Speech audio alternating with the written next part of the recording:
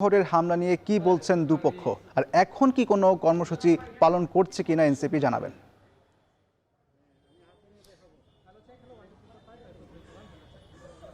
আচ্ছা দেখুন, আসলে আজকে গোলাপগঞ্জের যে পূর্ব নির্ধারিত মতবিনিময় সভা ছিল, বিশেষ করে জুলাই শহীদদের পরিবারের সাথে মতবিনিময় সভা, এটা শেষ করে বের হওয়ার পরে মূলত রাস্তায় তাদের উপর হামলা হয়েছে, এমনটা অভিযোগ করেছেন এনসিপির মুখ্য সমন্বয়ক সংগঠক যিনি আছেন সার্জিস আলম।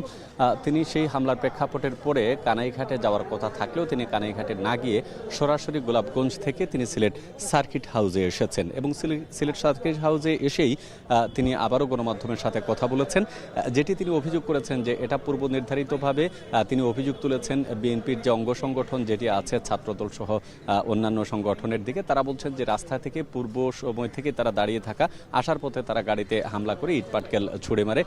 সেই জায়গায় ইটপাটকেল ছুড়ে মারার কারণেই মূলত গাড়িতে তার প্রচুর পরিমাণে হামলা হয়েছে এবং পিছনের সার্জিস আলম যে গাড়িতে ছিলেন সেই গাড়িটা আসলে ভেঙেছে। আমরা নিজেও দেখতে পাচ্ছি এখানকার যে গাড়ির যে গ্লাস, পিছনের যে গ্লাস, সেই পিছনের গ্লাসের আসলে কোনো অস্তিত্বই নেই এবং এখান থেকে যতটুকু আমরা কথা বললাম সার্জিস আলম তিনি বলছেন যে হবিগঞ্জে হামলার প্রেক্ষাপটের পরেই আজকে তারা এটি আশা করে নেই, কিন্তু সেই ক্ষেত্রে তারা নানানভাবে তারা হামলার শিকার হচ্ছেন এবং এই হামলার ভয়ের কারণেই মূলত আজকে তাদের পরবর্তী যে কর্মসূচি আছে, অর্থাৎ কানাইঘাট উপজেলায় একটি পথসভা অনুষ্ঠিত হওয়ার কথা ছিল, সেই পথসভায় যোগদান না করে তিনি সরাসরি চলে আসছেন সিলেট সার্কিট হাউসে।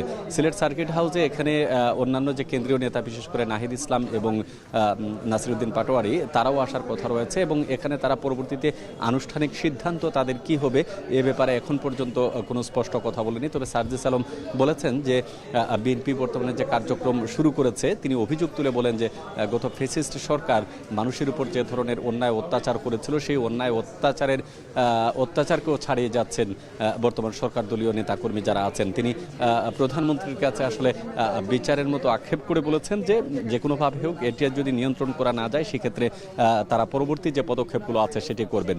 অন্যদিকে একই বিষয় নিয়ে নাহিদ ইসলাম যিনি বিরোধী দলীয় চিফ হুইপ, তিনি কথা বলেছেন গণমাধ্যমের সাথে। তিনি যেটি বলছেন যে তাদের এই যে সন্ত্রাসী কার্যক্রম উল্লেখ করে তিনি বলেছেন যে যদি এরকম কর্মকাণ্ড ঘটে থাকে, তিনি মূলত আহ্বান জানিয়েছেন যে গণতন্ত্রকামী সাধারণ মানুষ যারা আছেন সব পক্ষকে নিয়ে তারা ঐক্যের একটা আহ্বান তিনি জানিয়েছেন। সেই সাথে বলেছেন যে এটি একটি রাষ্ট্রে, স্বাধীন সার্বভৌম একটি রাষ্ট্রে গণতান্ত্রিক প্রক্রিয়ায় যদি কেউ বাধা দিতে চায় সেই জায়গায় তারা প্রতিবাদ তারা অব্যাহত রাখবেন।